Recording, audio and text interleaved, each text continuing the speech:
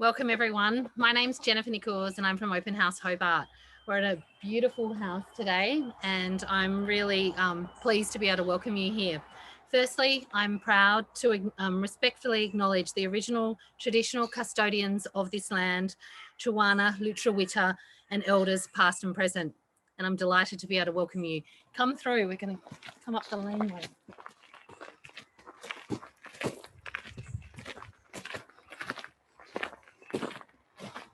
I've never been here before, so today is my first experience with this house.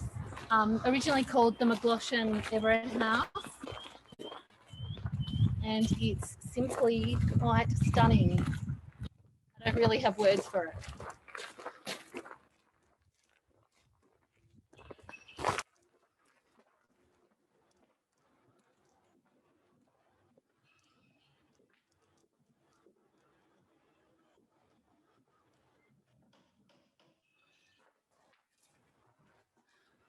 I think someone's home. Good morning and welcome. Hello, Genevieve. Hi, Jen. Hi, Chris. Very pleased to have Genevieve Lilly with us. Genevieve Lilly is an esteemed architect and also really knowledgeable about mid-century buildings. She's also part of the Tasmanian Heritage Council and she's going to be showing us through today. Come on in.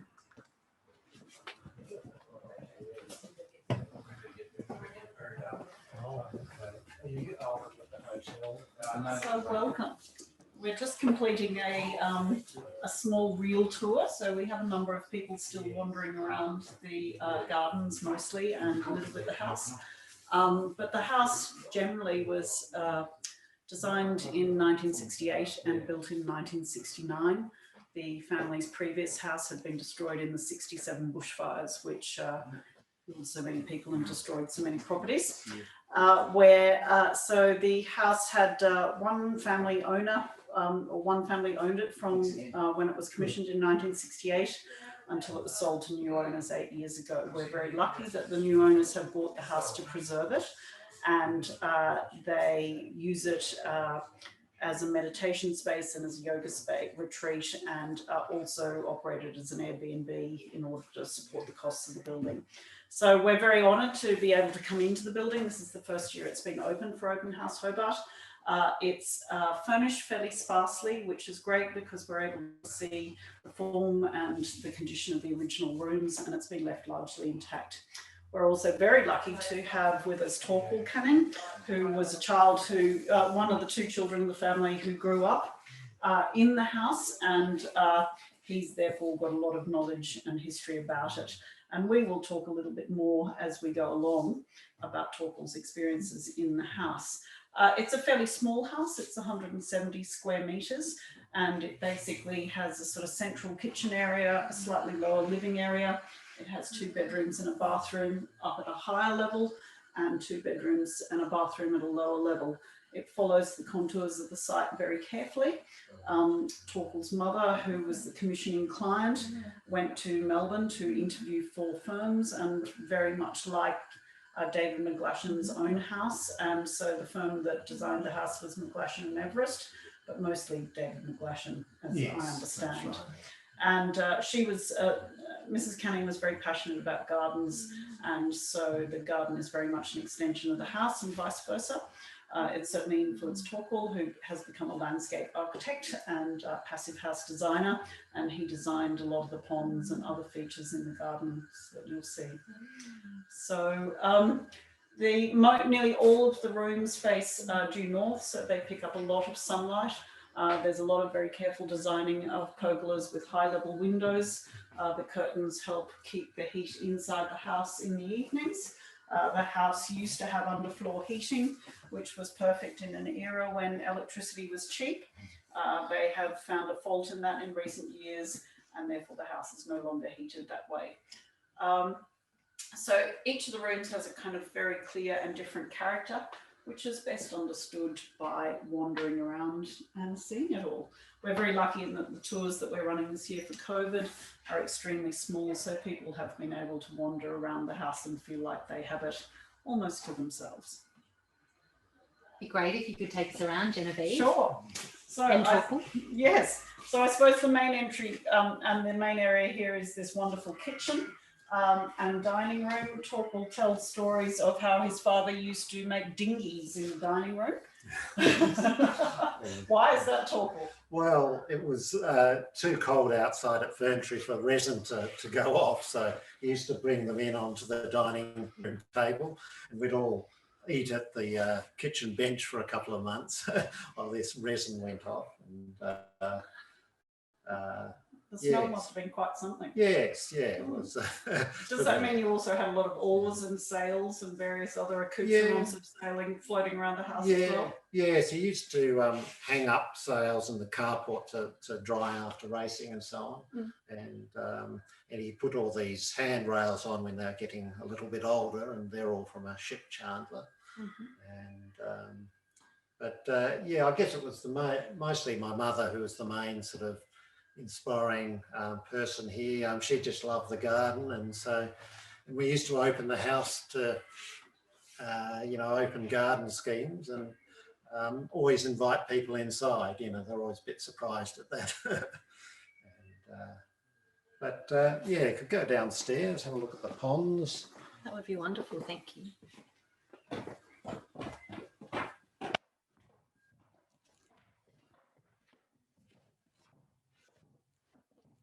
Yes, when I was studying horticulture over in Melbourne, I was very keen to put in a reflecting pond, and I was thinking about a small one there and maybe one up to the next level, but my mother said, why don't you do a big one?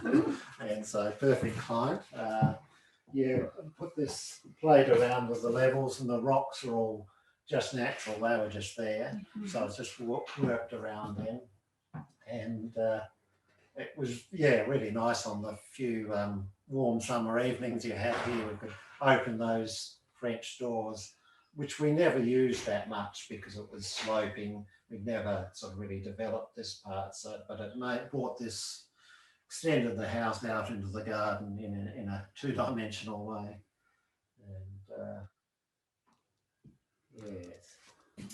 And did you boys have the lower bedrooms or the top? We were upstairs, right. Yeah. So we have two rooms up there. My parents and a spare bedroom down there. A snorer's room. Yes. Every house needs one. Yes. So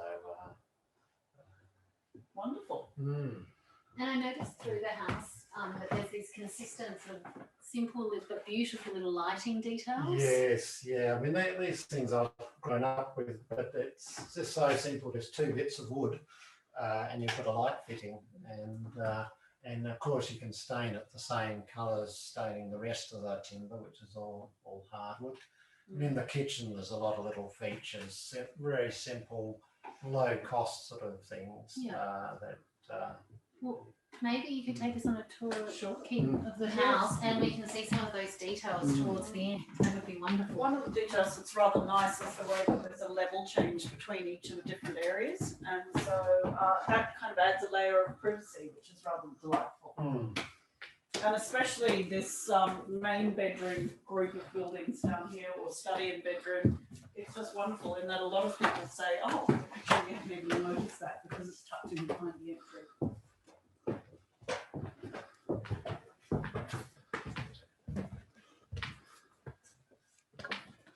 See a few vents there. That was from one of the heating systems. We have a hot air ducted venting that I suppose it still works, but that was the systems in there, and that was the intake vents, I think, and there's underfloor vents downstairs.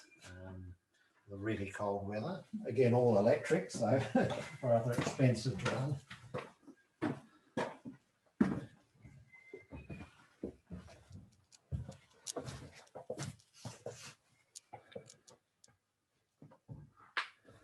Yeah, some of the timber features were good, with just these simple bulkheads above the doors, just another door panels put in there, and all these details, Camford timber and things, it all adds up to make a nice, very nice finish.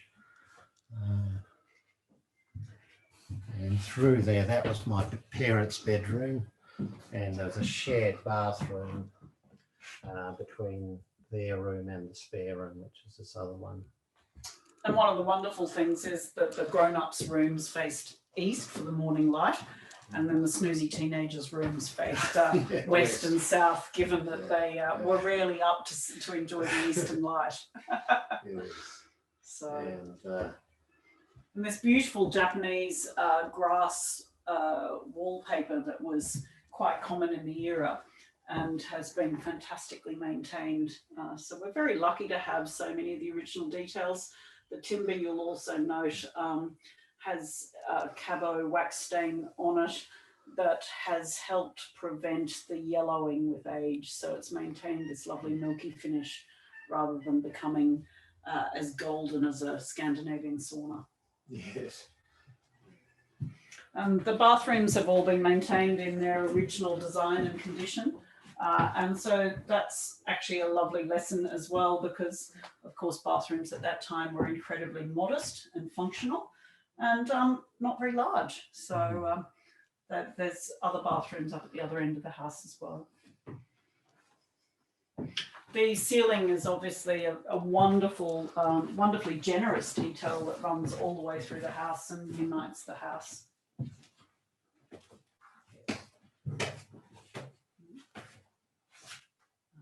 Yes, I think they would be in there. Well, let's have a quick look at the spare Oh, yes. bedroom.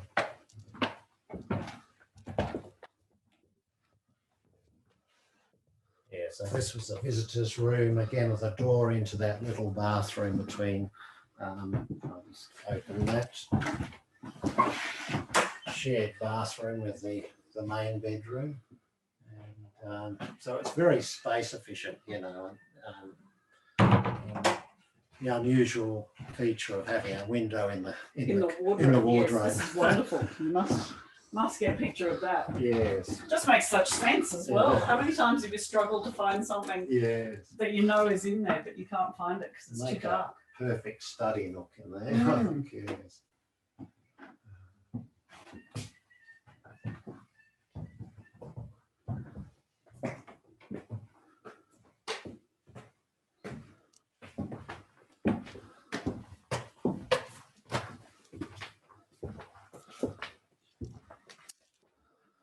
I'll show you the other bedrooms first, and then we'll come back to the kitchen and then work our way out to the garden, which is such an important part of the building. So these were the boys' bedrooms up here.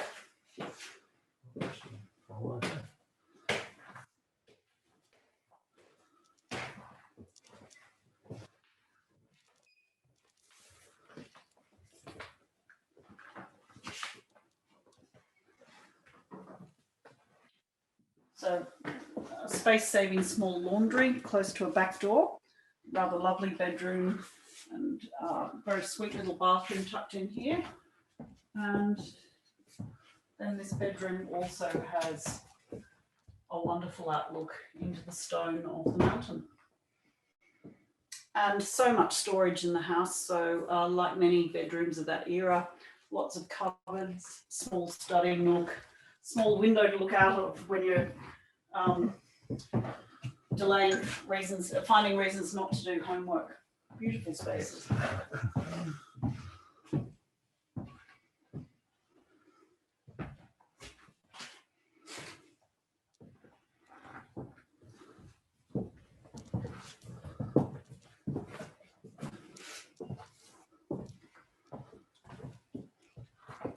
But obviously the kitchen was the core of the house. And one of the things I most admire is this clever detailing above the kitchen bench. It's very hard to come into a kitchen and to see it from above. And there is always the perpetual problem of how one deals with the extract for the cooktop. And this has been done so well in a system that you look at from above and from below. It incorporates lighting. You're able to hang the garlic as it dries, all sorts of options. And in fact, it's a kitchen with what appear to be two large doors, but a huge amount of storage inside. The owners have carefully fitted out the house with fixtures and fittings of the era. So it's rather wonderful to see how much actually fits behind these two simple doors.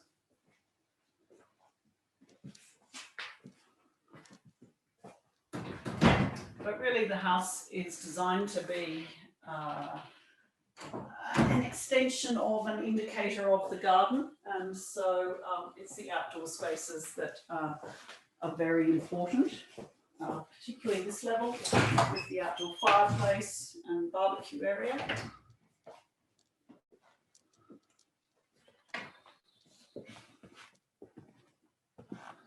With the clever pergola that provides shade in summer but lets winter lighting over the top.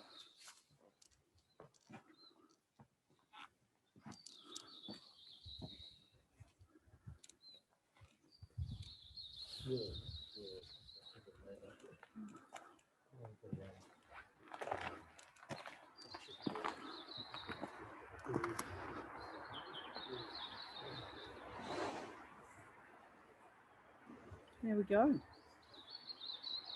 One of the great gems of Tasmania.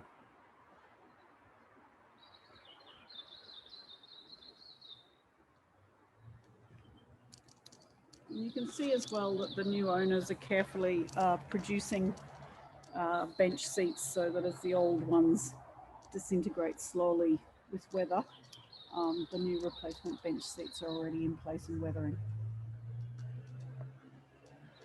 There's a whole series of garden paths that wander up and down the mountain as an extension of the garden.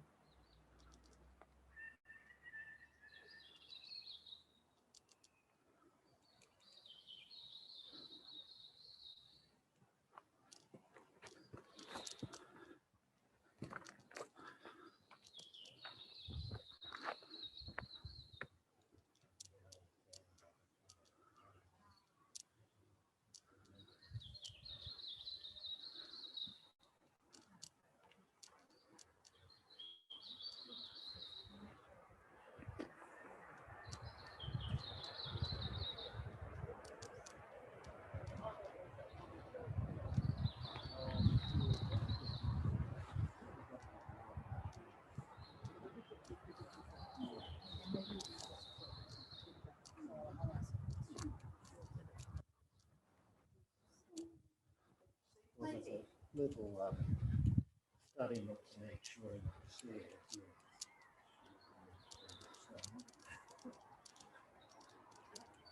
The opportunity is there. Yeah. So we've got some questions coming in, which is really lovely, and these are coming in live. So I'm just going to pose a couple of these, and Genevieve and Torquil might be able to even move to some of the spaces people are talking about. But our first one is, can you tell us a little bit more about the wardrobe and study nook, and perhaps show us? That maybe talk to start with. Well, yeah, there's a little study nook in both upstairs bedrooms, and that was meant for us kids. Yeah, we didn't actually study much on them, but it was all part of the built-in furniture. And I think I mentioned before, downstairs there's a wardrobe with a window into it.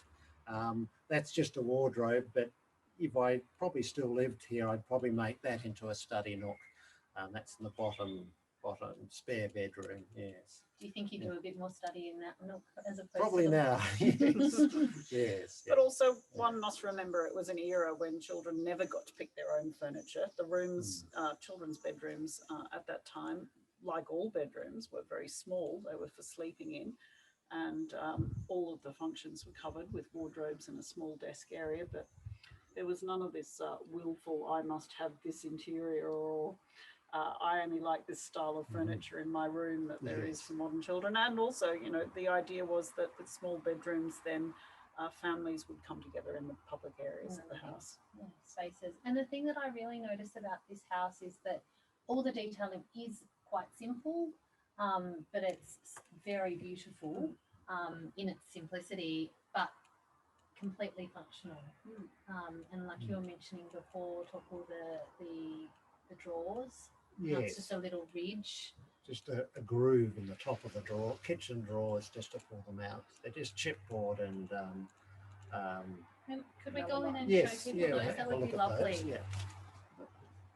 And things, I'm struck by the simplicity of the leather door pulls. They're beautiful as well.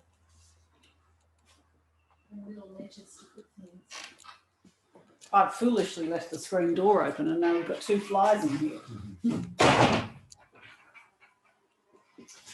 Yeah, so there's all these interesting, all these tiles are industrial tiles from Germany, West Germany, that dates it.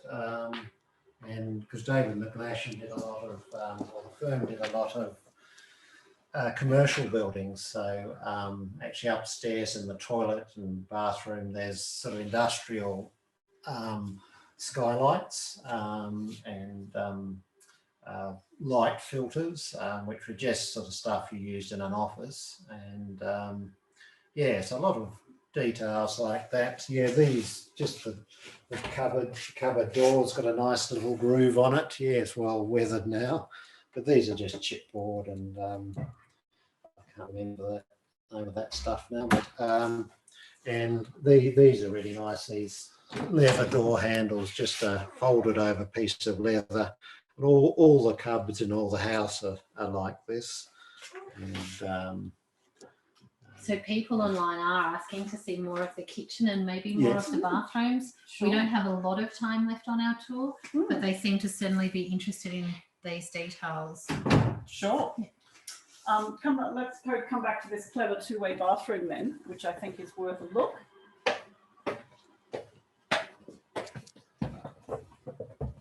Of course, then the trend was that a toilet was always separate from the bathroom. It always has its own wash basin. This would have been the guest loo as well for visitors coming for dinner.